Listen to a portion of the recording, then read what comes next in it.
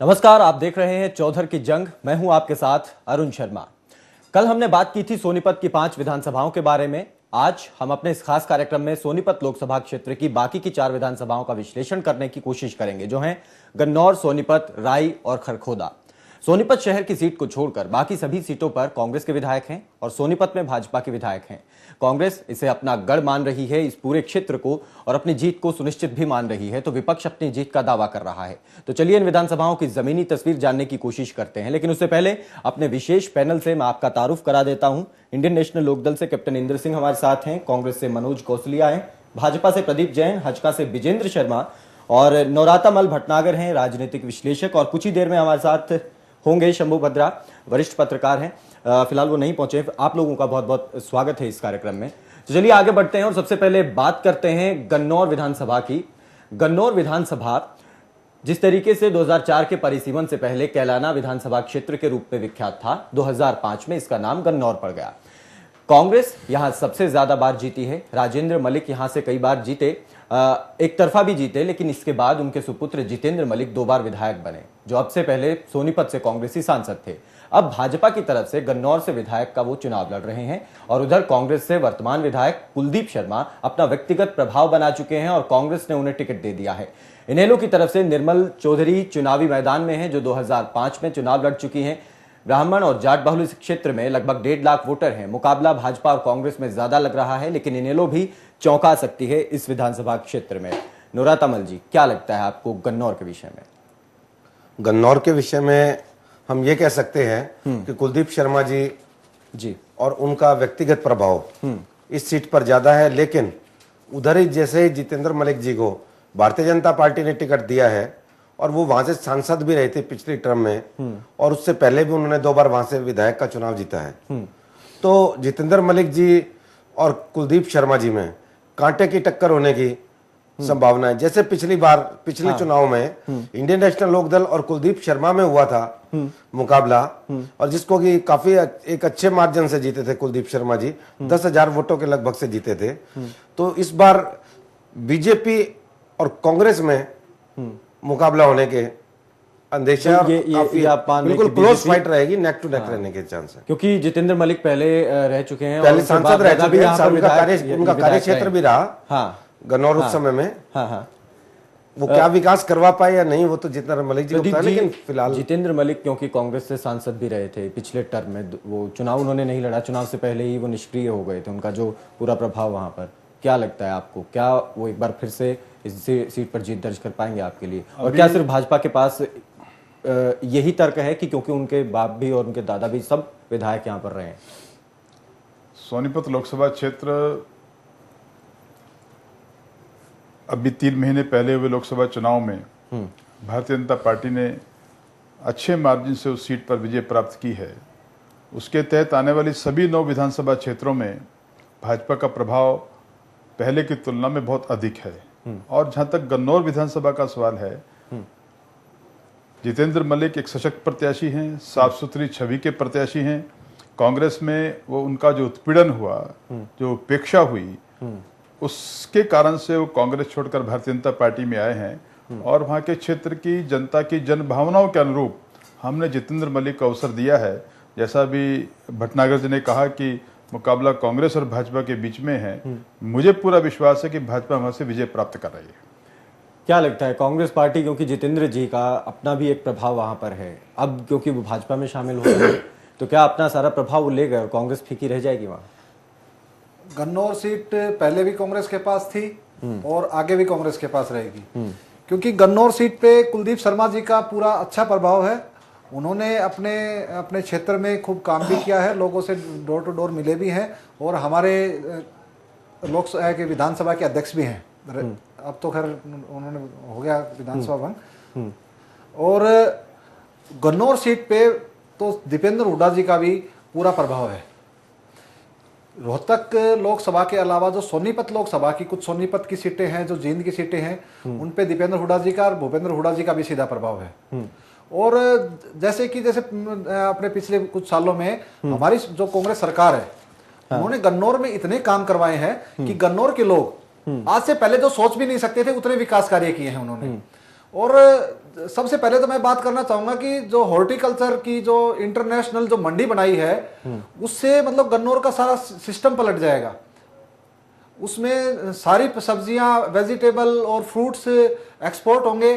और इसके अलावा भी सोनीपत में इतना बढ़िया काम किया है अपने भूपेंद्र सिंह हुड्डा जी ने, और वहां के जो हमारे विधायक हैं। तो आपका जो मुद्दा रहेगा विकास के मुद्दे पर ही आप वोट मांगने जा रहे हैं? नहीं, विकास का मुद्दा भी है। और गन्नौर, एक मिनट, एक बात और कहना चाहूंगा। गन्नौर के लोग हाँ कुलदीप शर्मा जी के साथ साथ हाँ डायरेक्ट भूपेंद्र हुड्डा सिंह जी से, हमारे मुख्यमंत्री माननीय भूपेंद्र हुड्डा जी से, और दीपेंद्र हुड्डा जो हमारे सांसद रोहतक से हैं, उनसे डायरेक्ट जुड़े हुए हैं लोग। और कुलदीप शर्मा जी से भी वो काम करवाते हैं, और डायरेक्ट वो अपने मुख्यमंत्री भूपेंद्र सिंह हुड्डा जी से भी काम करवाते हैं। तो लेकिन मैं मानता हूं कांग्रेस कि की बजाय, जैसा कि इस क्षेत्र में देखा गया, रोहतक के क्षेत्र में जैसा देखा गया कि मुख्यमंत्री भूपेंद्र हुड्डा का वर्चस्व ज्यादा है बजाय कि कांग्रेस के। गन्नौर में भी ऐसा ही देखा जा रहा है। कुलदीप शर्मा जी का अपना वर्चस्व तो ज्यादा है लेकिन पार्टी का नहीं है। तो पार्टी कहीं खो तो नहीं रही है इन सब? नहीं, पार्टी का वर्चस्व क्यों नहीं? भूपेंद्र हुड्डा का वर्चस्व है तो कांग्रेस का वर्चस्व है। हाँ, दोनों एक ही तो चीज है, अलग अलग चीज तो नहीं है। और हमारे माननीय मुख्यमंत्री जी कांग्रेस के ही तो मुख्यमंत्री हैं। कैप्टन साहब, इंडियन नेशनल लोकदल के क्या मुद्दे रहेंगे? क्योंकि जैसा कि मनोज जी का कहना है कि विकास कार्य तो बहुत वहां पर हुए हैं, एक इंटरनेशनल मंडी वहां पर बनवा दी गई। जहाँ तक इनका यादव साहब का कहना है हाँ कि वहाँ पर विकास हुआ है, ना केवल गन्नौर में बल्कि सारे सोनीपत के अंदर विकास नाम की कोई चीज़ हुई नहीं। और यही कारण है कि कुलदीप शर्मा वहाँ के विधायक रहे और जितेंद्र मलिक वहाँ से सांसद रहे। उनके खिलाफ हमेशा प्रजा की तरफ से यही इल्ज़ाम लगते रहे कि कांग्रेस के ये सांसद और विधायक हैं लेकिन गन्नौर हल्के के अंदर कोई काम नहीं हुआ। लेकिन जहाँ तक भूपेंद्र, बिल्कुल नहीं हुआ। ये अभी तक ये उनके, अब जो छवि चौधरी लहरी सिंह की थी वो राजेंद्र की नहीं थी, और जो राजेंद्र की थी वो जितेंद्र की नहीं। जितेंद्र की छवि ये है कि ठीक है, उसके खिलाफ कोई इस प्रकार की वो बात नहीं है, लेकिन काम करने में वो बिल्कुल फेल हुआ है। हाँ, ये बात तो है। सोनीपत लोकसभा क्षेत्र के लोगों को उनसे बहुत ज्यादा निराशा ही हाथ लगी उनके कार्यकाल में। एक और भी बात जनता क्यों उनके ऊपर दोबारा? मुख्यमंत्री सबसे बड़ी, हाँ, मैं आ रहा हूँ कैप्टन साहब, दोबारा आ रहा हूँ, मैं आ रहा हूँ आपके पास। जैसे भी मनोज जी ने भी स्वीकार किया हाँ। कि गन्नौर में और सोनीपत जिले के अन्य विधानसभा क्षेत्रों के लोग मुख्यमंत्री हुड्डा जी और सांसद दीपेंद्र जी से सीधे सीधे जुड़े हुए हैं, और वहां पर इसी कारण से विधायक और सांसद का कद छोटा होता चला गया, उनकी उपेक्षा होती चली गई, कई स्थानों पर उनका अपमान होता चला गया। मुख्यमंत्री के परिवार का दखल इतना बढ़ गया कि अनेकों अनेक तरह की शिकायतें चुने हुए जनप्रतिनिधियों की तरफ से आने लगी, और उसी उपेक्षा का परिणाम आज है कि पूरे सोनीपत जिले के अंदर कांग्रेस आज विघटन के कगार पर है, और इसका परिणाम इस चुनाव में मिलने वाला है। जितेंद्र मलिक क्योंकि लोकसभा के सदस्य रहे अभी 2009 तक, सोनीपत की जनता उनका इंतजार करती रही, जनता के बीच वो कभी नहीं पहुंचे। अब क्यों जनता उनके ऊपर दोबारा यकीन करेगी? क्या लगता है आपको, क्या उनकी वो छवि जो लोकसभा एक सदस्य रहते हुए बनी वो नुकसान नहीं करेगी? उन्होंने जिस तरह से अपने स्वाभिमान की रक्षा के लिए लड़ाई लड़ी है, अपने उपेक्षा को अपमान लोगों के सामने लेकर के वो गए हैं, लोगों में उनके प्रति सहानुभूति है, उनका और उनका परिवार तो सहानुभूति पिछले के 3 पीढ़ियों सहानुभूति के दम पर ही 3 आपको लग रहा पीढ़ियों है से कि वोट ले जाएंगे वो? लगातार सार्वजनिक जीवन में है, राजनीति के माध्यम से जनसेवा कर रहे हैं। आज हमने उनको अवसर दिया है, तो मुझे पूरा यकीन है कि उनको लोग विधानसभा में चुन करके भेजेंगे।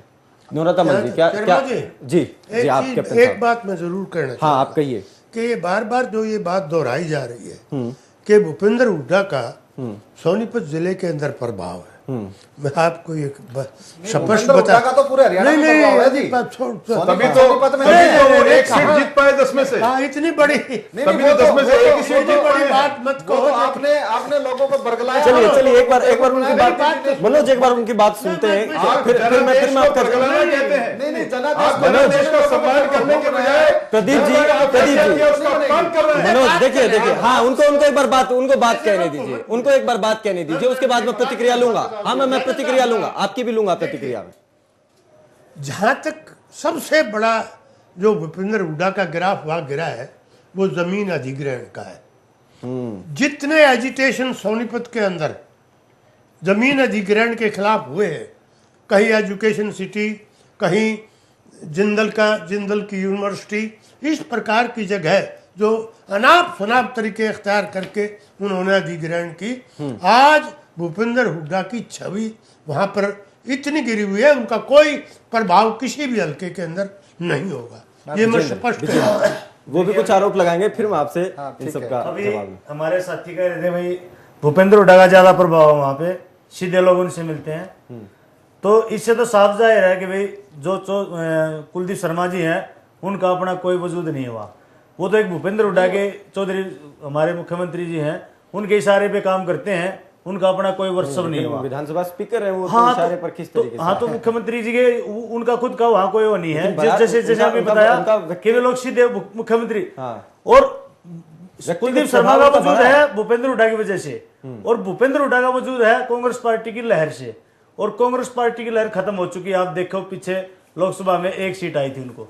और दूसरा जो हमारे जितेंद्र मलिक जी हैं, पीछे लोकसभा की एक सर्वे रिपोर्ट आई थी, उसमें सबसे कम मतलब सक्रिय मतलब अपनी वो जो सांसद निधि है उसको पूरा भी लगा पाए थे। उस सर्वे में ये रिपोर्ट आई थी, सबसे ढीले और सबसे कमजोर प्रत्याशी वो सांसद वो थे उस रिपोर्ट के अनुसार।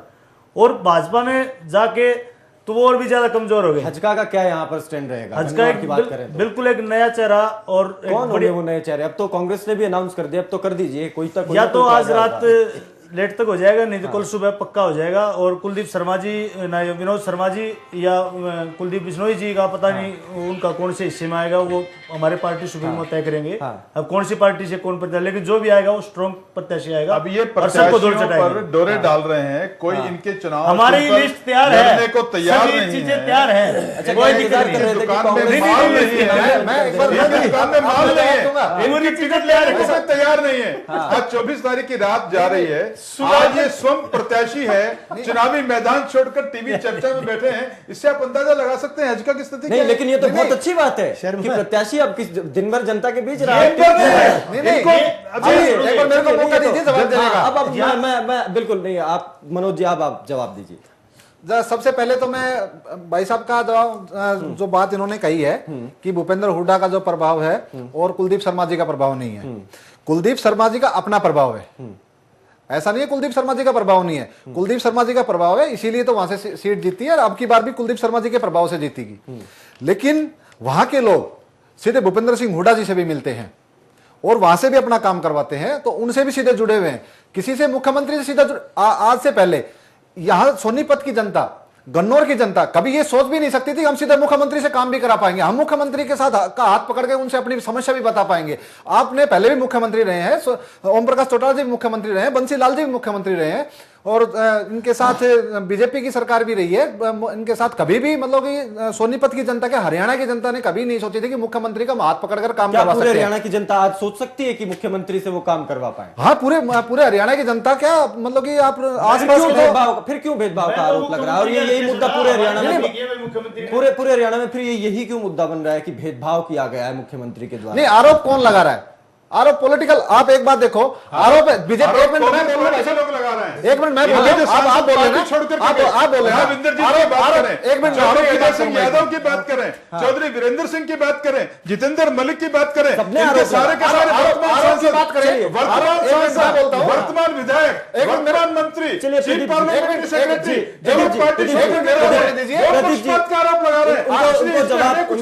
जवाब तो देने दीजिए। आरोप की बात है तो बीजेपी आरोप कांग्रेस पे सदा लगाती रही है। बीजेपी ने कभी तेल पे आरोप लगाया था, नरेंद्र मोदी जी, और बीजेपी ये कहती थी तेल अगर 20 पैसे भी अगर कांग्रेस पार्टी ने तेल बढ़ा दिया तो एजिटेशन कर देते थे, रोड जाम कर देते थे, 20 पैसे बढ़ा दिया। अब क्या हो रहा है? मतलब विपक्ष में होते तो आरोप, बिना बात अपने आरोप लगाने हैं। चलिए, जब आप भी अब विपक्ष में केंद्र में हैं तो बात चौधरी वीरेंद्र जी की इन्होंने बात कही है। एक मिनट मैं प्रदीप जी आऊंगा, एक मिनट में चौधरी वीरेंद्र जी की इन्होंने बात कही अभी, और चौधरी वीरेंद्र जी कांग्रेस में थे, वो बीजेपी में चले गए। इन्होंने एक तो अच्छा काम कर दिया कि जो कांग्रेस से भाग के जो बीजेपी में गए हैं उनका बढ़िया काम कर दिया, उनकी बढ़िया मरोड़ निकाल दी। कांग्रेस में जो सीएम के दावेदार अपने आप को बताते थे, बीजेपी में उन्होंने टिकट भी नहीं दिया। भाई मुख्यमंत्री तो तब बनेगा जब वो एमएलए बनेगा। तो ये इसमें आपके लिए अच्छा है, बीजेपी के लिए अच्छा है। इसके अलावा हमारे वहां से राव इंद्रजीत सिंह जी थे बीजेपी में, जिन्होंने बीजेपी ने उनको मंत्री भी बनाया है, उनकी बेटी को टिकट नहीं दिया। चलिए इसके लिए ये नहीं उनकी आपके बेटी लिए को टिकट नहीं दिया, ये आपके लिए अच्छा है, उनके लिए बुरा है। एमएलए बनेंगे। नहीं, इस बात से क्या समझा जाए? ये आपके लिए, कांग्रेस पार्टी के लिए अच्छा है, बीजेपी के लिए अच्छा है या बुराई से मतलब क्या समझा जाए इस बात से? उन्होंने टिकट दिया ना दिया इस बात से बता दूं। हाँ आप बताइए साहब। नहीं अब आप सुन लीजिए, फिर मैं नौरातामल जी, मैं आपसे फाइनल कमेंट लूंगा। पहले कैप्टन साहब आप बोलिए। तीनों पार्टियों की स्थिति को देखते हुए हाँ कुलदीप शर्मा, जितेंद्र मलिक और अभी तक हजका का कोई आया नहीं है,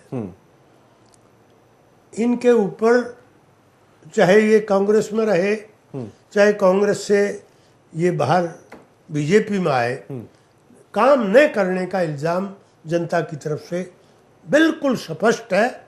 और उसका कारण एक था, उसका कारण है भूपेंद्र सिंह हुड्डा।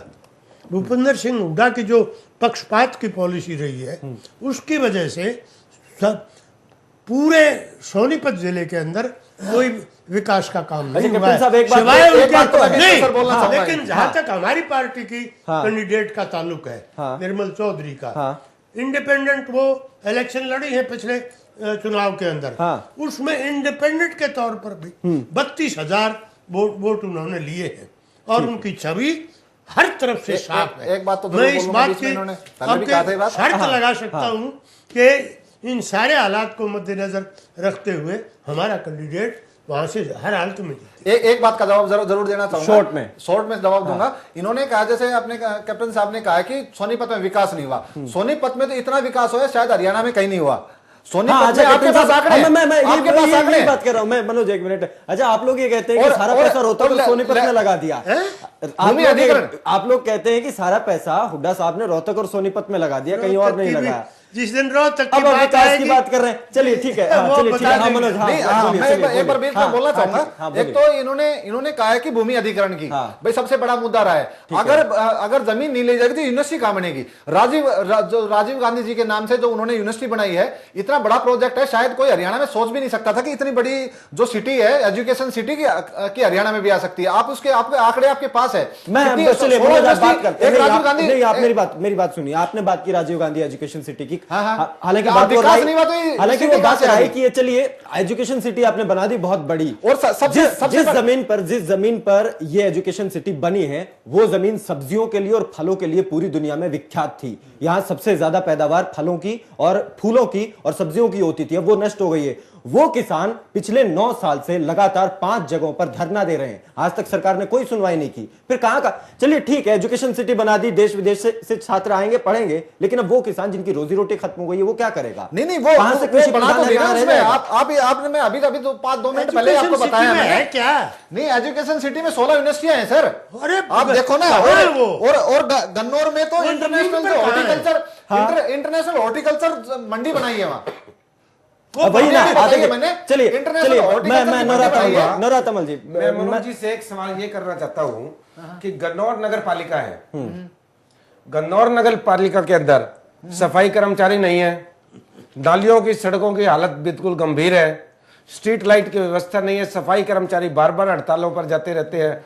वो कुलदीप शर्मा जी विधानसभा अध्यक्ष है और उनके एरिया के अंदर जितेंद्र मलिक जी उस समय थे, जो जितेंद्र मलिक जी ने ग्रांट भेजी उसको यूटिलाइज नहीं कर सकी नगर पालिका, वहां के लोगों को तरक्की नहीं दे पाई। अच्छा एक चीज तो फंड की शॉर्टेज रही वहां पर नगर पालिका में। ऐसा हो गया कि हम सब लोग मिलके अब मनोज जी को घेरने की कोशिश में, कोई बात नहीं, हालांकि गन्नौर में अच्छे देखिए विश्व की सबसे बड़ी एक मंडी वहां पर बनी है, तो उससे निश्चित मंडी बनी है, लेकिन जो वहां की रिहायशी कॉलोनियां है, गन्नौर के लोगों के लिए तो रोजगार का अवसर जो वहां पर रिहायशी कॉलोनियां है, उन रिहायशी कॉलोनियों में आज भी नालियां सड़की टूटी पड़ी है, कोई सफाई कर्मचारी वहां 5-5, 10-10 दिन नहीं जाते। तो आपको लगता है सफाई कर्मचारियों की शॉर्टेज है? ये मुद्दे बनेंगे आपको लगता है? बिल्कुल बनेंगे मुद्दे, क्योंकि जो कॉलोनियों में रह रहे वोट तो उन्होंने ही डालने हैं ना। ठीक है, उनको कुलदीप शर्मा जी मिले, जितेंद्र मलिक जी मिले, सांसद मिले, विधायक मिले, सवाल यही है जैसे जितेंद्र मलिक, लेकिन वहां पर फंड की भी शॉर्टेज रही। सवाल यही है नौरातामल जी, जितेंद्र मलिक क्योंकि सोनीपत से ही एमपी रहे हैं और बिल्कुल निष्क्रिय रहे हैं वो, जैसा कि आपने भी बताया उस बारे में, और विजेंद्र जी भी बता रहे थे कि उनके पास लोग जाते थे मिलते भी नहीं थे। फिर क्या लोगों को उनसे आस होगी? गन्नौर की जनता क्या आस कर सकती है उनसे कि जो एक सांसद के तौर पर कड़ी मेहनत करनी पड़ेगी अगर उसको चुनाव को जीतना चाहते हैं तो। हाँ। क्योंकि जनता का रोष उनको सामना करना पड़ेगा। चलिए प्रदीप जी, बहुत शॉर्ट में फिर अभी ब्रेक पर मनोज जाना जी है। ने कहा कि कांग्रेस के शासन में जब तेल की कीमत 20 पैसे बढ़ जाती थी तो बीजेपी शोर मचाती थी। मैं इनकी जानकारी के लिए और आज के कार्यक्रम के माध्यम से दर्शकों की जानकारी के लिए बताता हूं, आजादी के बाद ये पहली सरकार है नरेंद्र मोदी जी की जिनके कार्यकाल में, और छोटे से कार्यकाल में लगभग 120 दिन के कार्यकाल में आज 7 रुपए से अधिक पेट्रोल की कीमत कम हुई है। नहीं, मैं अभी आप बढ़ाने की बात कर रहे हैं, ये सिर्फ नरेंद्र मोदी की सरकार ने 7 नहीं, रुपए नरेंद्र लीटर मोदी जी पेट्रोल जो सस्ता हुआ है, जो सबसे 2 ज्यादा रुपए इफेक्ट 80 करता है, पैसे, जो जमींदार 1 यूज करता रुपए है, 60 डीजल यूज करता है। पैसे, 1 रुपए 70 पैसे, कुल मिलाकर के 7 रुपए कीमत कम होना।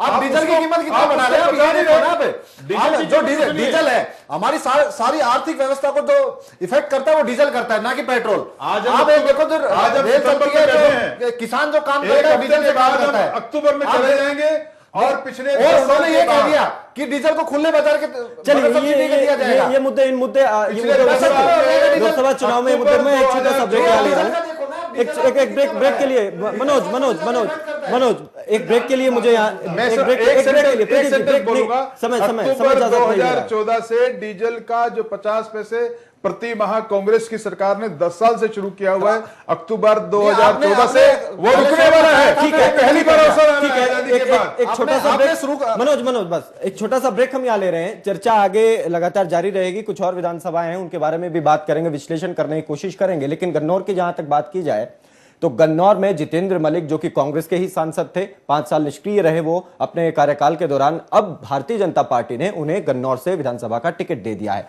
वहीं कुलदीप शर्मा जो कि जिन्होंने अपना व्यक्तिगत जिस तरीके से अपनी वहां पर बनाई है, लोगों से मेलजोल करके और काम खूब हुए वहां पर, लेकिन फिर भी विकास में अनदेखी की बात बार बार वहां पर उठ रही है। तो देखना होगा, टक्कर दोनों ही पार्टियों के बीच में यहाँ पर जबरदस्त दिखाई दे रही है, लेकिन इंडियन नेशनल लोकदल भी चौंका सकते हैं। छोटा सा ब्रेक, जल्द लौटेंगे।